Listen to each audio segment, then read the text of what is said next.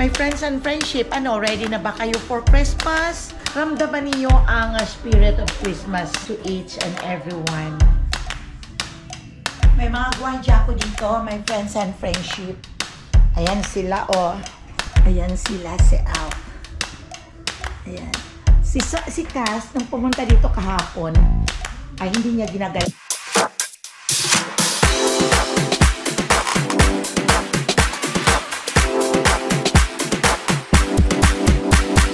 Subscribe na!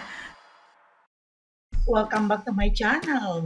It's Mama Ella Buhulano. And, my friends and friendship, kumusta kayong lahat dyan? Ngayon kami naman dito ay malamig kami dito sa Amerika. And, nakapagkabit na ba kayo ng inyong mga Christmas tree? Kami ito nakakabit na kami kagabi. And, ngayon, umaga dito malamig. Kaya nag-heater na lang kami at natakpan ang aming fireplace. Kabala na kaming place na malagyan ng aming malaking Christmas tree ko di dyan lang. My friends and friendship, ready na ba kayo for Christmas? Sana'y mag-enjoy kayong lahat at maramdaman niyo ang spirit of Christmas to each and everyone. Kami naman dito ay may kaming na Christmas party, family Christmas party. Pag mag-Christmas dito, my friends and friendship, ay kanya-kanyang handaan sa mga pamilya. At ganon ang dito sa Amerika. Iba naman, pupunta ng mga ibang state, out of town sila para doon mag-celebrate sa kanilang mga family kung saan lugar naman sila nandoon.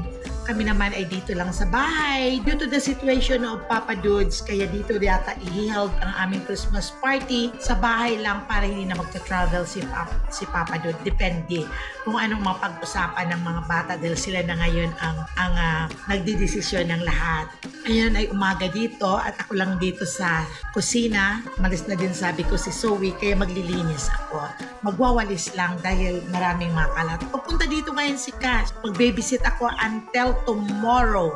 Tomorrow is Thursday. So sana ang wish ko lang sa papasok na 2025, ang wish ko lang ngayon 2024 ay kung ano man ang mga bagay na nangyayari na inaakala natin na yung bang hindi maraming problema, may nagkakasakit, sana naman ay ang lahat ay okay at nailagpasan lahat at pagpasok ng bagong taon, ang lahat ay may pagbabago sa kanilang mga buhay, sa ating mga buhay. Wish ko lang yon for the 2025 ng mababa ang ating buhay, good health sa ating lahat, at malalagpasan lahat ang ating mga dinadala sa ating dibdib na mga kung anong problema.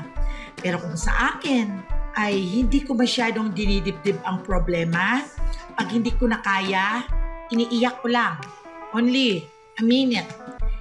Iniiyak ko lang hanggang sa maluwag ang aking dibdib. Huwag pigilan ang pag-iyak. Kung yun ang kinakailangan na mapagaling at nararamdaman mong magandang pakiramdam mo, nakakaluwag ng feelings, gawin natin. Ako, pag mayroon akong problema, lalo na kung na-hospital si Papa Dudes, yung bang ang bigat-bigat ng dibdib, kung dami-dami mo nang iniisip, pero Papa Dudes is okay right now. Wala namang problema sa kanya ngayon. Iniiyak ko lang. Punta lang ako dyan sa sulok, iyak lang ako. Hala, sige, i-emote ko, iiyak ko nang iiyak. Iiyak ko nang iiyak. Hanggang sa napagod ng isipan ko, mawawala na, lumuluwag ang dibdib. Wala na, parang okay lang ang lahat. Yun ang ating advice for today. My friends and friendship, lahat ang mga problema ay dalhin ng maayos. Hanggat maaari na kung pwedeng iiyak mo lang.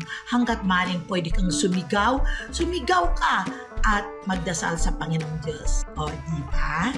Kaya huwag nating dalhin ng masyadong matindi ang mga problema. Daan lang yon. Dahil kumakain tayo ng kanin, kumakain ng gulay, kumakain ng karne, kaya tayo ang nagdadala ng problema. Problema lang yun. Ngayon, problema. Bukas, problema. Next day, wala na yun. Sipin na lang yun, bakit may storm? Pag may storm, lang lakas-lakas, di ba may kalma? O, di ba? So, good morning, good evening sa inyong lahat. At ingat lang kayo parati at always smile and always be pretty. Kahit wala kayong pinupuntahan, humarap lang kayo sa salamin, magpaganda, mag-lipstick. Pero si Mama Ella minsan, sa sobrang busy, nakakalimutan ko na ang magpaganda. Pero na-realize ko, oh my God, hindi ako pwedeng ganito. Hindi ako na forever na ganito. Kaya tatakbo na ako doon sa salamin ko at sa mga makeup ko at mag-makeup na ako. Sabi ko, hindi pwede. Para saan itong mga makeup ko na binili ko na hindi ko gagamitin? Only for the party? Only for lalabas? Ako, no. Kahit dito ako sa bahay, ganun pa rin. Mag-makeup ako, magli-lipstick kung hindi busy. Kahit anong busy do it, my friends and friendship. Okay! Magwawalis muna ako, my friends and friendship, kasi para pagpasok ng mga 10 o'clock ay malinis ang bahay. Ang lamig! O, tingnan nyo, nakabihis na ako. Hindi na ako mukhang kawawa. Pero isip ko kasi pag hindi ako nakapagbihis, hindi ako nakapag-ayos, mukhang kawawa ako. Kaya ayaw kong maging kawawa. I want always to be happy.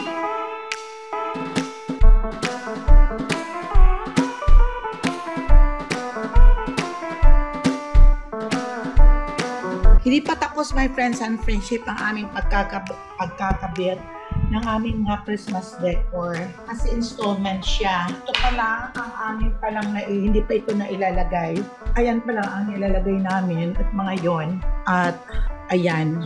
At sa labas, may mga reindeer na kami doon sa labas. Pero hindi muna, mamaya ko ng gabi sa inyo ipapakita para mas maganda kung titingin nyo sa gabi at kumikilaw doon.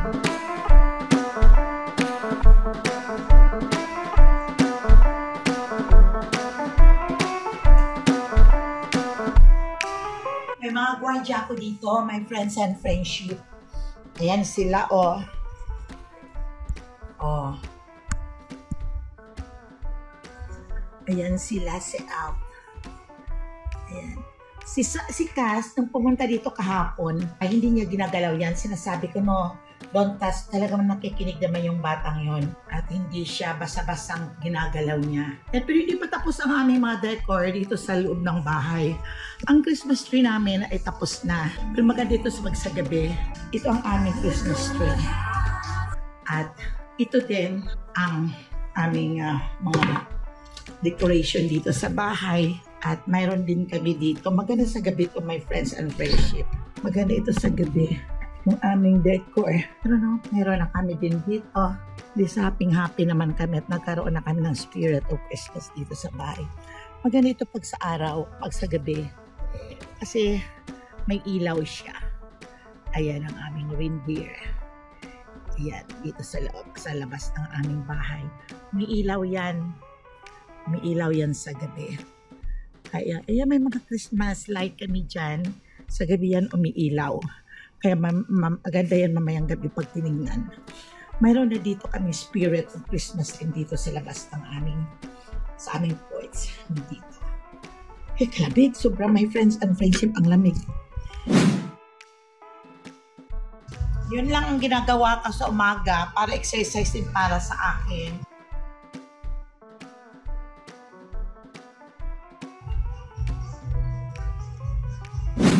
At hindi pa ako nagluluto. Maya na.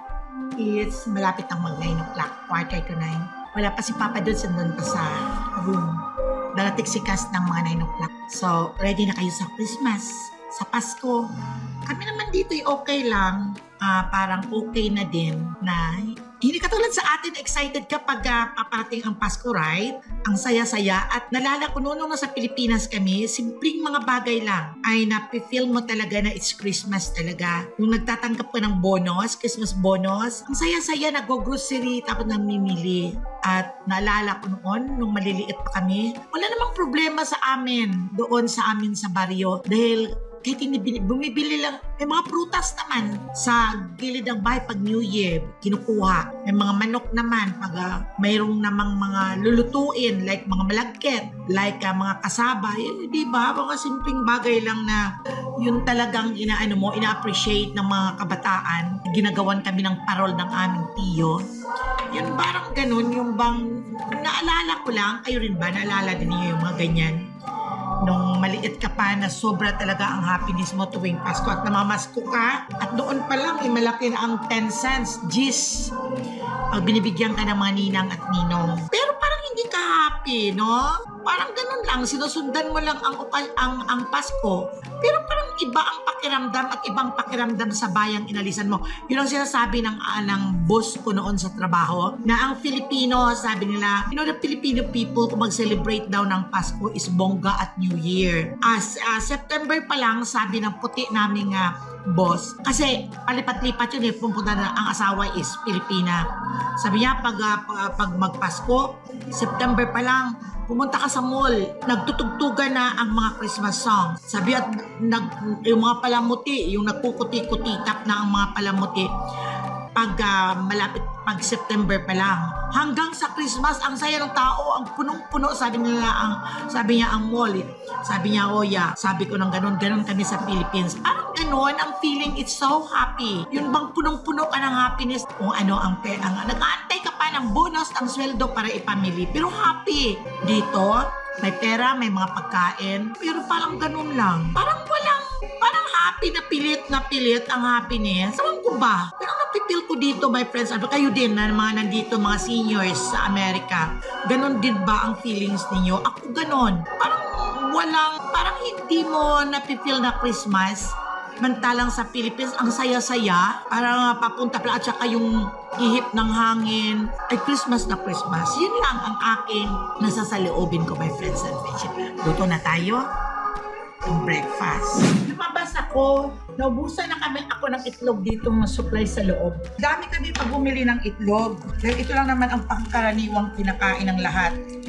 Yung pagkain ng bayan. Mamaya-maya nito kung tapos akong magluto dahil dating si Cass, ay aalisin ko na ang dialysis. Ang liit na ng itlog ko.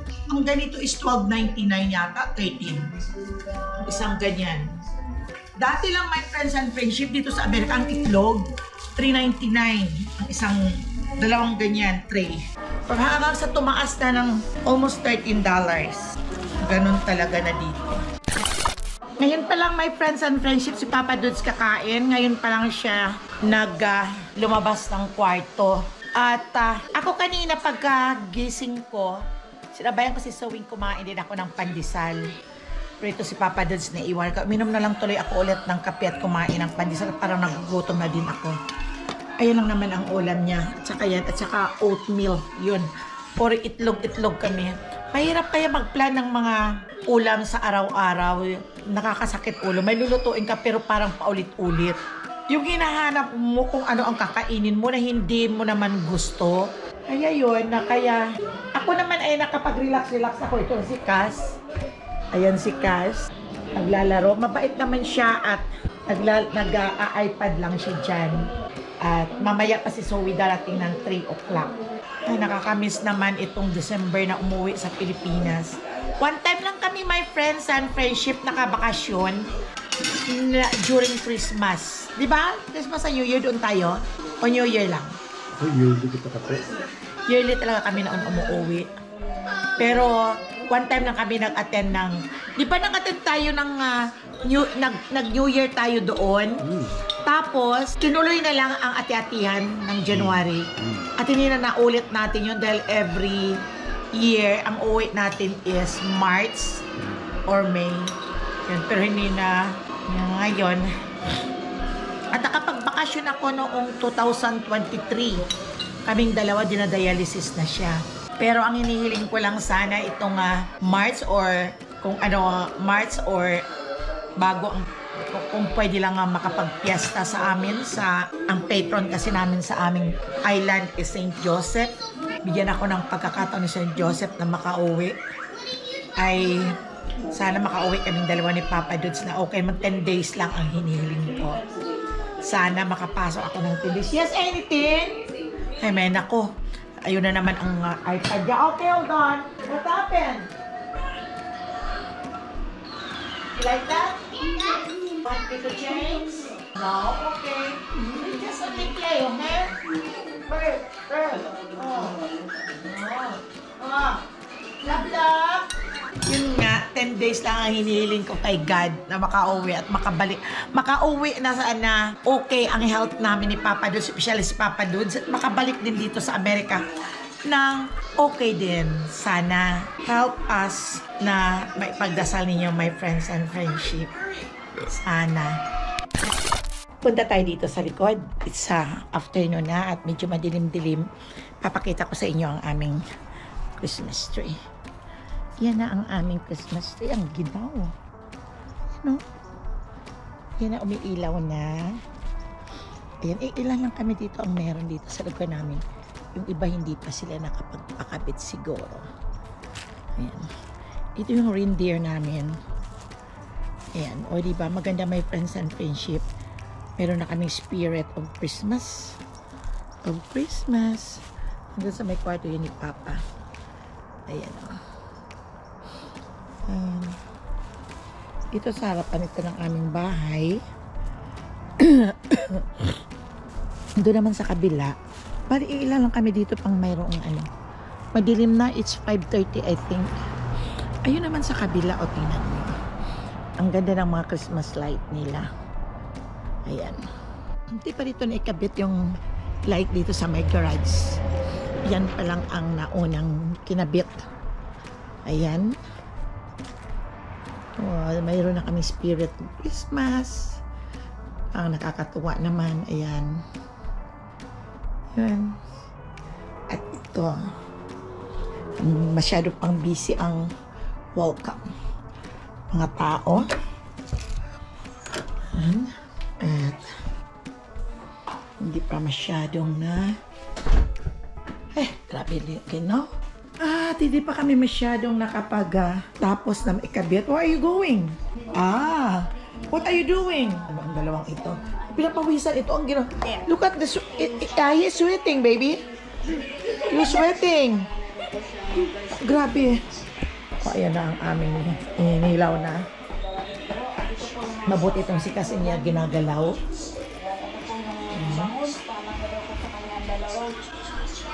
Holy night, the stars are brightly shining. It is so over dear Savior's spirit. Lonely the world and sin and hear whining till he appear and the song filled it world. At sino naman ito? Reindeer? Ito yung Christmas ni Zoe na count ito siya. May mga pinapalitan niya yan araw-araw. At sobrang likot nilang dalawa. Tingnan nyo ang bahay na naman namin. Oh, ito ang kalat.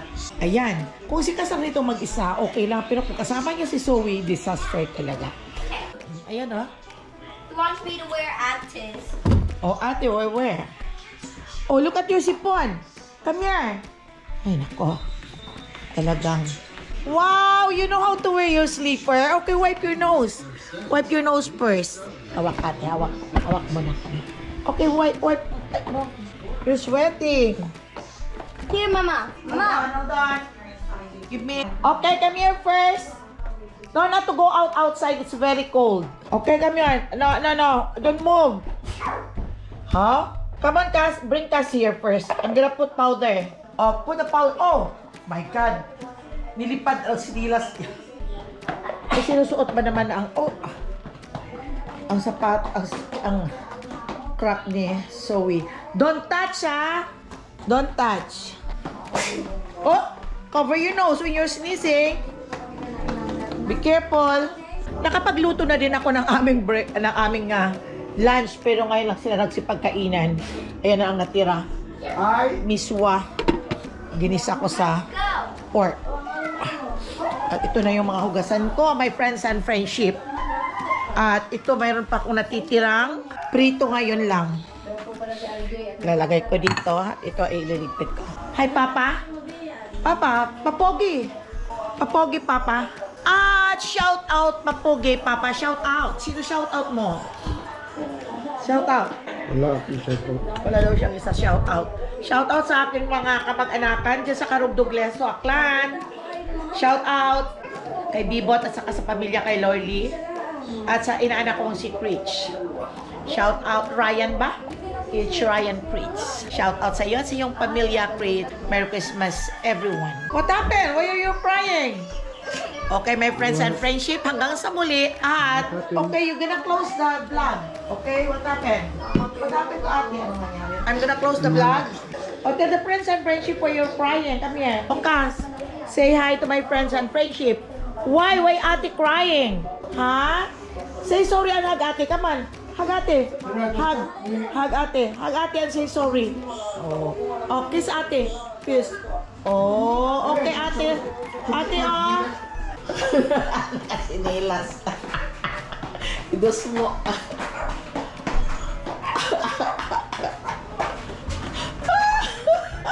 Mados mo. See the reindeer? Tingnan mo, oh.